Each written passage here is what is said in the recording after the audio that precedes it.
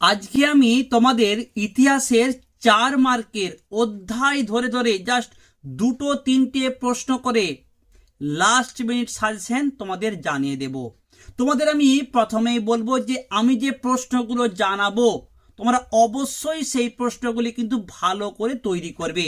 এর পাশাপাশি তোমাদের গৃহশিক্ষক বা স্কুলের স্যার যদি কোনো প্রশ্ন দিয়ে থাকেন সেই প্রশ্নগুলিও সমান গুরুত্ব দিয়ে তোমরা তৈরি করবে, কারণ প্রত্যেক বছর কিন্তু ইতিহাসে বেশ ঘুরিয়ে ফিরিয়ে প্রশ্ন হয়। তোমাদেরকে আমি যেমন অন্যান্য সাবজেক্টে বলে দিয়েছি যে দুটো প্রশ্ন করলে তোমরা একটা প্রশ্ন কমন পাবে, বা তিনটে প্রশ্ন করলেই তোমরা দুটো প্রশ্ন শিওর কমন পেয়ে যাবে, দুটো রচনা করলে একটা কমন 100% পাবে। ইতিহাসের ক্ষেত্রে বলছি, আমি যে প্রশ্নগুলো তোমাদের জানাবো সেইগুলো তোমাকে অবশ্যই ভালো করে তৈরি করতেই হবে। এই প্রশ্নগুলিকে তুমি কোনোভাবেই বাদ দেবে না। এর পাশাপাশি তোমার স্কুলের স্যার বা গৃহশিক্ষক যদি কোনো প্রশ্ন দিয়ে থাকেন সেইগুলিকেও তুমি কিন্তু সমান গুরুত্ব দিয়ে তৈরি করবে। ওকে, তোমরা প্রথম অধ্যায় থেকে 4 নম্বরের জন্য প্রশ্ন তৈরি করো। ভীষণ ভীষণ ভীষণ গুরুত্বপূর্ণ। কি প্রশ্ন? আধুনিক ভারতের ইতিহাসের উপাদান রূপে বিপিন চন্দ্র পালের আত্মজীবনী 70 বৎসর গুরুত্বপূর্ণ কেন? এই প্রশ্নকে হয়তো এক কথায় বলতে পারে যে টিকা লেখো 70 বৎসর। প্রথম প্রশ্ন ভালো করে তোমাকে তৈরি করতেই হবে। দ্বিতীয় প্রশ্ন তোমরা তৈরি করবে টিকা জীবন স্মৃতি, বা এই প্রশ্নকে হয়তো ঘুরিয়ে বলতে পারে রবীন্দ্রনাথ ঠাকুরের জীবন স্মৃতি ইতিহাসে গুরুত্বপূর্ণ কেন? ওকে, তোমরা এই প্রশ্নটি ভালো করে তৈরি করো।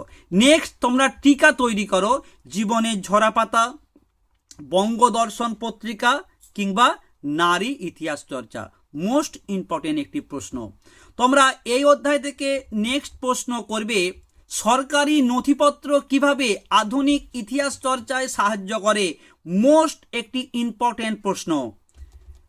5 নম্বর যে তোমাদেরকে আমি প্রশ্নটি জানাবো এটা কিন্তু 4 নম্বর, 2 নম্বর কিংবা 1 নম্বরের জন্যও বেশ গুরুত্বপূর্ণ। তোমাকে এই প্রশ্নটি তৈরি করতেই হবে। ইন্দিরা গান্ধীকে লেখা পিতা জওহরলাল নেহেরুর চিঠির গুরুত্ব কি ছিল? মোস্ট মোস্ট মোস্ট ইম্পর্টেন্ট প্রশ্ন। আর তোমাদের আমি একটি প্রশ্ন দিয়েছি নূতন সামাজিক ইতিহাস চর্চার গুরুত্ব লেখো। এই কয়েকটি প্রশ্ন তোমরা ভালো করে তৈরি করো। আশা করছি প্রথম অধ্যায় থেকে এই প্রশ্নের মধ্যেই প্রশ্ন থাকবে। চলে আসি দ্বিতীয় অধ্যায়। তোমরা দ্বিতীয় অধ্যায় থেকে টিকা তৈরি করবে নব্যবঙ্গ আন্দোলন, উডের নির্দেশনামা, হুতুম পেঁচার নকশা, বামাবোধিনী পত্রিকা। এইগুলো তোমরা অবশ্যই ভালো করে তৈরি করবে টিকা আকারে। অত্যন্ত গুরুত্বপূর্ণ প্রশ্ন। নেক্সট তোমরা প্রশ্ন করো যে নারী শিক্ষার প্রসারে বিদ্যাসাগর কিংবা রাধাকান্ত দেবের ভূমিকা লেখো। তবে তোমাদের জন্য আমি বলবো বিদ্যাসাগরের ভূমিকা কিন্তু মোস্ট ইম্পর্টেন্ট। ওকে, তোমরা 3 নম্বর প্রশ্ন করো যে গ্রামবার্তা প্রকাশিকায় 19 শতকে বাংলার গ্রামীণ সমাজের কিরূপ ছবি ফুটে উঠেছে। ওকে, বা তোমরা টিকা তৈরি করে রাখতে পারো যে গ্রামবার্তা প্রকাশিকা। ভীষণ গুরুত্বপূর্ণ প্রশ্ন। এই একটি প্রশ্ন। পাশ্চাত্য শিক্ষা বিস্তারে ডেভিড হেয়ারের ভূমিকা লেখো। মোস্ট ইম্পর্টেন্ট প্রশ্ন দ্বিতীয় অধ্যায় থেকে 4 নম্বরের জন্য। তোমরা প্রশ্ন করতে পারো সমাজ সংস্কারক রূপে বিদ্যাসাগর অথবা রাজা রামমোহন রায়ের অবদান লেখো। এই প্রশ্নটা 4 নম্বরের পাশাপাশি 8 নম্বরের জন্যও কিন্তু মোস্ট ইম্পর্টেন্ট প্রশ্ন। বিদ্যাসাগরের অবদান, সমাজ সংস্কারক রূপে বিদ্যাসাগরের অবদান লেখো। মোস্ট মোস্ট মোস্ট ইম্পর্টেন্ট 4 এবং 8 জন্য। ওকে, তোমরা প্রশ্ন করবে হিন্দু প্যাট্রিয়ট পত্রিকা কিভাবে নীল বিদ্রোহের মুখপত্রে পরিণত হয়। একটি অত্যন্ত গুরুত্বপূর্ণ প্রশ্ন। আর তোমরা একটা প্রশ্ন তোমাদেরকে দেব, সেটা হচ্ছে সতীদাহ প্রথা বিরোধী আন্দোলনের স্বরূপ আলোচনা করো। সতীদাহ প্রথা বিরোধী আন্দোলনের স্বরূপ আলোচনা করো। এই প্রশ্নগুলি তোমরা ভালো করে করো। এখান থেকে আশা করছি তোমরা প্রশ্ন কমন পেয়ে যাবে। এরপর চলে আসছি তৃতীয় অধ্যায়। তোমরা তৃতীয় অধ্যায় থেকে একটি মোস্ট ইম্পর্টেন্ট প্রশ্ন। তৃতীয় অধ্যায়ের কি উদ্দেশ্যে উপনিবেশিক সরকার অরণ্য আইন প্রণয়ন করেন? মোস্ট মোস্ট মোস্ট ইম্পর্টেন্ট প্রশ্ন, তোমাকে তৈরি করতেই হবে। দ্বিতীয় প্রশ্ন তোমরা তৈরি করো যে ফরাজি আন্দোলন, কোল বিদ্রোহ, চুয়াড় বিদ্রোহ, টিকা। তোমাদের প্রশ্ন পড়তে পারে ফরাজি আন্দোলনের চরিত্র সম্পর্কে লেখো, 4 নম্বরের প্রশ্ন। ওকে, নেক্সট তোমরা প্রশ্ন করো সাঁওতাল বিদ্রোহে শিক্ষিত বাঙালি সমাজের ভূমিকা কি ছিল? মোস্ট মোস্ট মোস্ট ইম্পর্টেন্ট প্রশ্ন। এই একটি প্রশ্ন, বাংলায় ওয়াহাবি আন্দোলনে তিতুমিরের ভূমিকা কিংবা তিতুমিরের নেতৃত্বে বারাসাত বিদ্রোহ। 4 এবং 8 জন্য মোস্ট ইম্পর্টেন্ট। তোমাদের বলি বেশ কয়েক বছর কিন্তু 4 নম্বরের প্রশ্নকে 8 নম্বর প্রশ্নতে দেওয়া হচ্ছে। কাজেই আমি তোমাদেরকে যে প্রশ্নগুলো 4 নম্বরের পাশাপাশি 8 নম্বরের জন্য তৈরি করতে বলছি, তোমরা অবশ্যই ভালো করে তৈরি করে নাও। ওকে, নেক্সট তোমরা কি প্রশ্ন করবে? তিতুমির ওয়াহাবি আন্দোলনকে পরিচালনা করার ক্ষেত্রে কি কি পদক্ষেপ গ্রহণ করেছিলেন? ওকে, চলে আসবো চতুর্থ অধ্যায়। এই অধ্যায় থেকে তোমরা প্রশ্ন করো মহারানীর ঘোষণাপত্রের ঐতিহাসিক তাৎপর্য লেখো।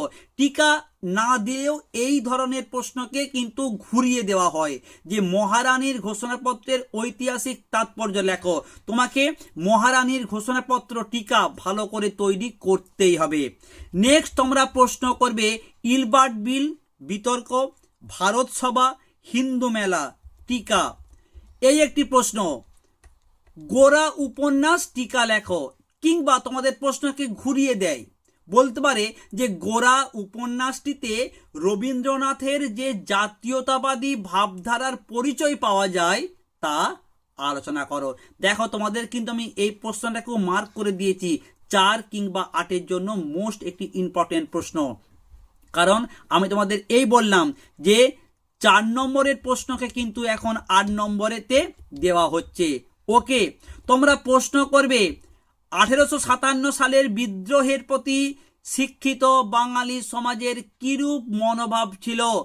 মোস্ট একটি ইম্পর্টেন্ট প্রশ্ন, তোমাকে তৈরি করতেই হবে। তোমরা প্রশ্ন করবে গগনেন্দ্রনাথ ঠাকুরের ব্যঙ্গচিত্র কিভাবে জাতীয়তাবাদী চেতনা বিস্তারে সাহায্য করেছিল? তোমরা টিকা তৈরি করে নাও, বর্তমান ভারত কিংবা আনন্দমঠ। তোমাদেরকে আমি যখন 8 নম্বরের প্রশ্নের সাজেশন দিয়েছি, তোমরা সেখানে দেখবে এই প্রশ্নটা কিন্তু আমি তোমাদের বলেছি, এই যে বর্তমান ভারত আর আনন্দমঠ টিকা, এই দুটো টিকাকে কিন্তু একসঙ্গে তোমাদের বলতে পারে যে জাতীয়তাবাদ বিকাশের ক্ষেত্রে আনন্দমঠ ও বর্তমান ভারত গ্রন্থের ভূমিকা লেখো। 8 মার্কের প্রশ্ন, মোস্ট ইম্পর্টেন্ট, তোমাকে তৈরি করতেই হবে এই দুটি টিকা 4 অথবা 8 জন্য। নেক্সট দেখো তোমরা প্রশ্ন করো 19 শতককে সভা সমিতির যুগ বলা হয় কেন? এই সভা সমিতি যুগের বৈশিষ্ট্য প্রসঙ্গে আলোচনা করো। ঠিক আছে, তোমরা প্রশ্ন করবে 1857 খ্রিস্টাব্দের বিদ্রোহকে কি স্বাধীনতার প্রথম সংগ্রাম বা জাতীয় বিদ্রোহ বা সামন্ত শ্রেণীর বিদ্রোহ বলা যায়? তোমরা এই প্রশ্নগুলি ভালো করে তৈরি করো, এখান থেকে তোমরা 100% কমন পাবে। আর আমি তোমাদের যে প্রশ্নগুলি দিচ্ছি এর থেকে কিন্তু কোনোভাবেই কোনো প্রশ্নকে বাদ দেবে না। চলে আসি পঞ্চম অধ্যায়। তোমরা পঞ্চম অধ্যায় থেকে প্রশ্ন করো বাংলা মুদ্রণ শিল্পে গঙ্গা কিশোর ভট্টাচার্য, পঞ্চানন কর্মকারের অবদান লেখো। তোমরা পরীক্ষার জন্য কতটা প্রস্তুত হয়েছো একটু আমাকে কমেন্ট করে জানাও তো। আমি তোমাদের একটা প্রশ্ন দিচ্ছি, কে কবে বসু বিজ্ঞান মন্দির প্রতিষ্ঠা করেন? তোমার নাম লিখে কমেন্ট করো, দেখি কতজন সঠিক উত্তর দিতে পারে। আর মাত্র হাতে কয়েকটা দিন কিন্তু রয়েছে। আর এর পাশাপাশি ভিডিওতে একটা লাইক করে দাও, একটু শেয়ার করতে বলবো, আর অবশ্যই হাইপটা করে দাও, কেমন? আর অবশ্যই কমেন্ট করবে তোমার নাম লিখে। ওকে, কে কবে বসু বিজ্ঞান মন্দির প্রতিষ্ঠা করেন? নেক্সট প্রশ্ন দেখো কি আছে তোমাদের জন্য, বিজ্ঞান চর্চার বিকাশে কলকাতা বিজ্ঞান কলেজের ভূমিকা লেখো। 3 নম্বর দেখো প্রশ্ন কি আছে, ক্যালকাটা স্কুল বুক সোসাইটির উদ্যোগে ছাপাখানার প্রসার ও শিক্ষা বিস্তার কিভাবে হয়েছিল? তোমরা টিকা করো, মোস্ট ইম্পর্টেন্ট, এই দুটোর মধ্যে একটা টিকা পরীক্ষায় আসবে। বসু বিজ্ঞান মন্দির আর জাতীয় শিক্ষা পরিষদ। তোমরা প্রশ্ন করো বাংলায় কারিগরি শিক্ষার বিকাশে বেঙ্গল টেকনিক্যাল ইনস্টিটিউটের ভূমিকা লেখো বা বিটিআই টিকা। তোমরা প্রশ্ন করো বাংলায় মুদ্রণ শিল্পের বিকাশে উপেন্দ্র কিশোর রায় চৌধুরীর অবদান লেখো। নেক্সট তোমরা প্রশ্ন করো রাধানাথ সিকদার, উইলিয়াম কেরি, তারকনাথ পালিত স্মরণীয় কেন। এরপর চলে আসবো ষষ্ঠ অধ্যায়। এই অধ্যায় থেকে তোমাদের কিন্তু খুব কম প্রশ্ন দিয়েছি আমি। তোমরা প্রশ্ন করবে তাম্রলিপ্ত সরকার কি কি উদ্যোগ গ্রহণ করেছিল, প্রথম প্রশ্ন। দ্বিতীয় প্রশ্ন তোমরা করো টিকা মিরাট ষড়যন্ত্র মামলা, বারদৌলি সত্যাগ্রহ, তেভাগা আন্দোলন, works and present party Tamralipta জাতীয় সরকার, কংগ্রেস সমাজতন্ত্রী দল আর all India trade union Congress. টিকা তোমরা ভালো করে তৈরি করে নাও। ওকে, এখান থেকে তুমি শিওর একটা প্রশ্ন পাবেই পাবে।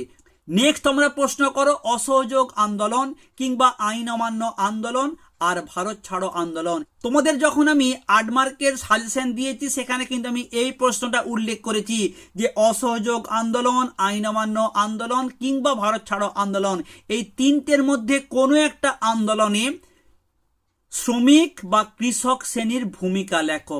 মোস্ট ইম্পর্টেন্ট 4 অথবা 8 পরীক্ষায় আসবেই আসবে। চলে আসবো পরের অধ্যায়। তোমরা এই অধ্যায় থেকে প্রশ্ন করো ভারত ছাড়ো আন্দোলন, বঙ্গভঙ্গ বিরোধী আন্দোলন, আইন অমান্য আন্দোলন, অহিংস অসহযোগ আন্দোলনে নারীদের ভূমিকা লেখো। যে কোনো একটা দিয়ে বলতে পারে যে এই আন্দোলনে নারীদের ভূমিকা কি ছিল। নেক্সট তোমরা প্রশ্ন করো যে মাস্টারদা সূর্য সেন, ভাইকম সত্যাগ্রহ, পুনা চুক্তি, বাংলার দলিত আন্দোলন, মাতঙ্গিনী হাজরা। টিকা এই একটা প্রশ্ন মোস্ট ইম্পর্টেন্ট। দলিত আন্দোলন বিষয়ে গান্ধী আম্বেদকর বিতর্ক নিয়ে একটি টিকা লেখো। তোমাকে এই প্রশ্নটা সবার আগে এই অধ্যায় থেকে তৈরি করতেই হবে। ওকে, নেক্সট তোমরা প্রশ্ন করো ঔপনিবেশিক বাংলায় নমশূদ্র আন্দোলন সম্পর্কে আলোচনা করো। তোমরা প্রশ্ন করবে বঙ্গভঙ্গ বিরোধী আন্দোলনে বাংলার ছাত্র সমাজের কি ভূমিকা ছিল। এরপর চলে আসবো শেষ অধ্যায়। এই অধ্যায় থেকে তোমাকে যে যে প্রশ্নগুলি বলবো তোমাকে সবার আগে তোমাকে এই অধ্যায়ের প্রশ্নগুলো তৈরি করতে হবে, কারণ এই অধ্যায় থেকে প্রত্যেক বছর একটা করে প্রশ্ন হয়। তুমি যদি এই অধ্যায়ে 2-3টা ভালো করে প্রশ্ন তৈরি করো, একটা প্রশ্ন তোমার শিওর কমন পাবে।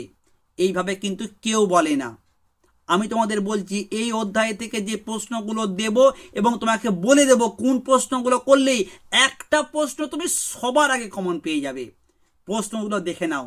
জুনাগড় ও হায়দ্রাবাদ রাজ্যটি কিভাবে ভারতভুক্ত হয়েছিল, একটা প্রশ্ন মোস্ট ইম্পর্টেন্ট, তোমাকে তৈরি করতেই হবে। দ্বিতীয় প্রশ্ন উদ্বাস্তু সমস্যা বা দিল্লি চুক্তি বা নেহেরু লিয়াকত চুক্তি টিকা লেখো। এই দুটি প্রশ্ন তোমাকে সবার আগে ভালো করে তৈরি করতে হবে। তোমাদের প্রশ্ন যদি ঘুরিয়ে হয় এই রকম প্রশ্ন আসতে পারে যে আত্মজীবনী ও স্মৃতিকথায় কিভাবে দেশভাগের স্মৃতি বর্ণিত হয়েছে। প্রশ্ন ঘুরিয়ে হলে এই প্রশ্ন আসতে পারে।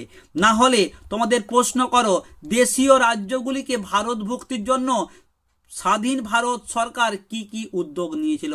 এই 3 প্রশ্ন ভালো করে তোমরা তৈরি করো। এখান থেকেই আশা করছি তোমরা প্রত্যেকটা প্রশ্ন গত বছরের মতো এই বছরও 100% কমন পাবে। আর তোমাদের জন্য আমি আগে 8 মার্কের প্রশ্ন দিয়ে দিয়েছি।